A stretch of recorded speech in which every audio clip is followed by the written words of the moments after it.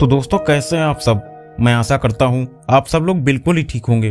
दोस्तों आज की कहानी बेहद डरावनी और भूतिया है। दोस्तों ये कहानी एक नवोदय विद्यालय की है। अक्सर लोगों को कहते सुना है कि नवोदय विद्यालय एक कब्रिस्तान पर बना है।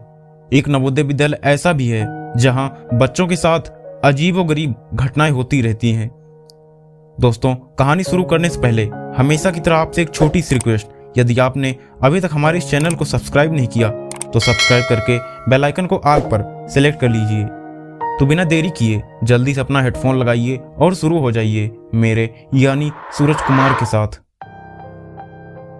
दोस्तों ये कहानी नवोदय विद्यालय फैजाबाद उत्तर प्रदेश की है। अवनीश गांव एरिया से बिलोंग करता है। अवनीश को नवोदय विद्यालय का एग्जाम दिए 2 मंथ हो चुके थे और फिर रिजल्ट भी आ गया।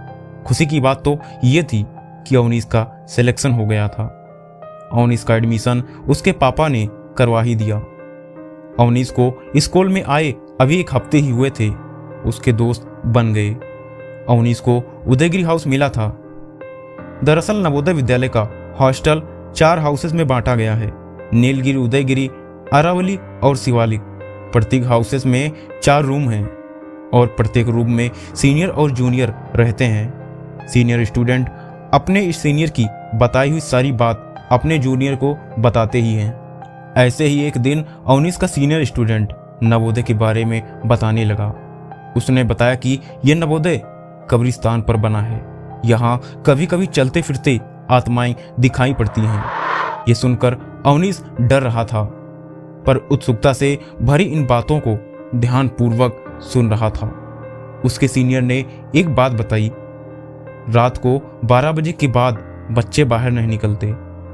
और एक खास बात और भी बताई, वो ये थी, अरावली हाउस के दूसरे कमरे के बाद जो दरवाजा बड़ा सा है उसके अंदर एक बड़ा सा हॉल है जहां से रात को लोगों की चिल्लाने की आवाज साफ साफ सुनाई देती है।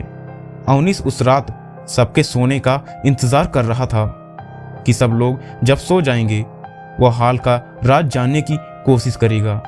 रात को करीब 12:05 ही हुए थे। लगभग सब स्टूडेंट सो चुके थे। वो चुपके से उठा और चल दिया एक टॉर्च के साथ। वो उस हॉल के दरवाजे तक पहुंचा और दरवाजे की जंजीर हटाई।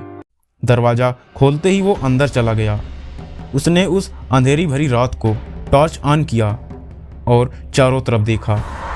उसने देखा चारों तरफ मकड़ी के जाले और धूल थी। उसे लगा सीनियर ने उसे उल्लू ही बनाया। वो यही सब सोच ही रहा था कि सीनियर ने सारी बातें जो बताई थी वो सब झूठ है। तभी अचानक वहाँ की लाइट ऑन हुई। वो चौंक गया और डर भी गया। तभी उसे सुनाई दी लोगों की फुसफुसाहट की आवाज़ और सुनाई दे रही थी किचन के जैसे बर्तनों की आवाज़। वो बहुत डर चुका था। उसका शरीर पसीने से भीगा हुआ था और फिर एक आवाज़ सुनाई देने लगी जैसे किसी की जान जा रही हो। वो आवाज़ तेज होती जा रही थी। थोड़ी देर में फिर वही शांति, जैसे कुछ हुआ ही नहीं था। सुबह हुई तो अवनीश गायब मिला। अवनीश के सीनियर को लगा कि शायद उसी हॉल में गया होगा। वहां जाकर देखा तो अवनीश बेहोश पड़ा था। वहां के मेस वर्कर्स ने बताया कि बहुत पहले वो हॉल एक मेस हुआ करता था जिसमें एक मेस वर्कर्स की जान सिलेंडर फटने की वजह से चली गई थी। तब से उसमें अजीबोगरीब आवाज़ें आती हैं। अवनीश के उस घटना के बाद उस हॉल के दरवाजे को लॉक कर दिया गया।